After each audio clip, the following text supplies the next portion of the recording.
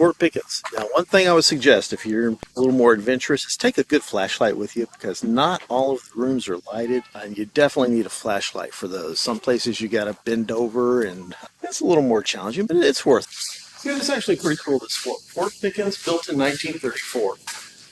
All these rooms, it's just a labyrinth. Rooms, gun emplacements, uh, all this old brickwork. Just really very cool. Very cool. I mean, this is a piece of history. This fort during the Civil War was never actually occupied by the Confederacy, even though it's right here in Pensacola, right on Pensacola Bay. The Union managed to hold it the whole time, and at the end of the Civil War, they still had possession of it. One other thing is, I believe in 1890, 400 Apaches were kept prisoner here. Prisoners from the Plains Wars out in the West in the Plains. Geronimo was here. Eventually, they were only here a couple of years. They were moved out. Geronimo finally died, I think, in, is it Fort Sill, Oklahoma? Okay, these are the casemates. Or basically, they were the rooms built for the gun emplacements. Keep off the gun. Well, that's probably not because you're going to hurt it. All these rooms have arched ceilings to make it stronger because above us are other gun emplacements that are being supported.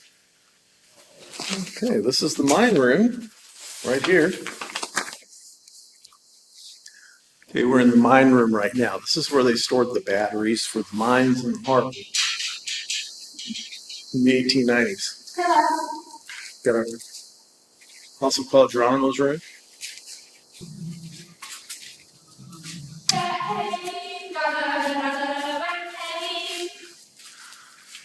Yeah, if there is a bad cave, this would be it right here.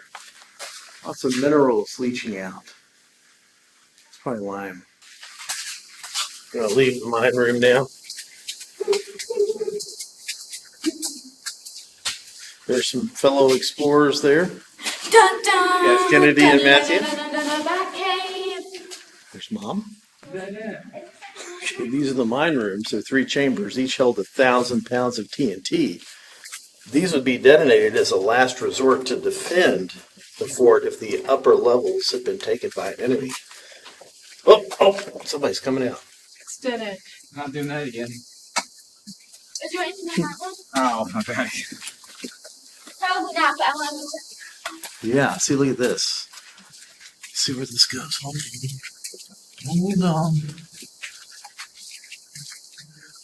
Oh, yeah, okay, this is definitely a dead end.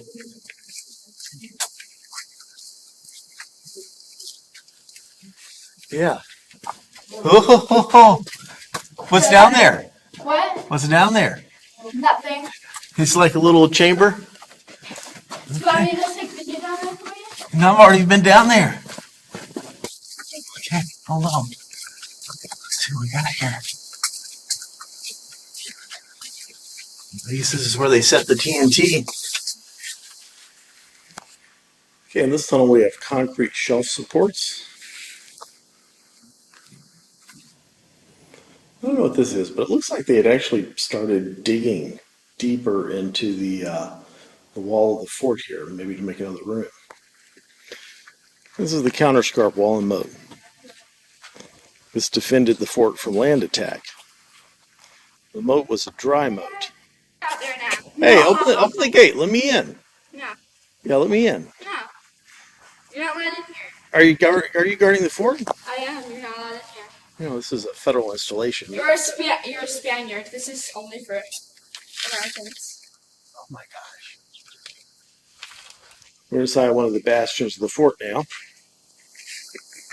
One of the projections that projects out from the wall, where the cannons can fire against attackers that are massing against the wall. There's another unlighted portion of the fort. I'll let this goes back in here. Some little windows, a little door.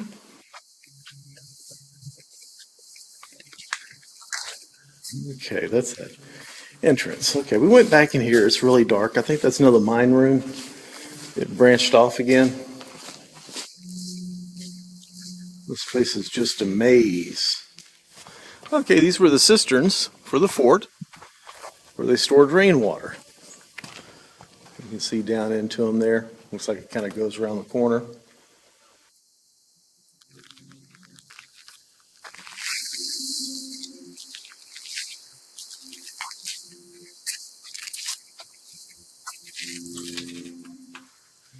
It's like an area where you could shoot through.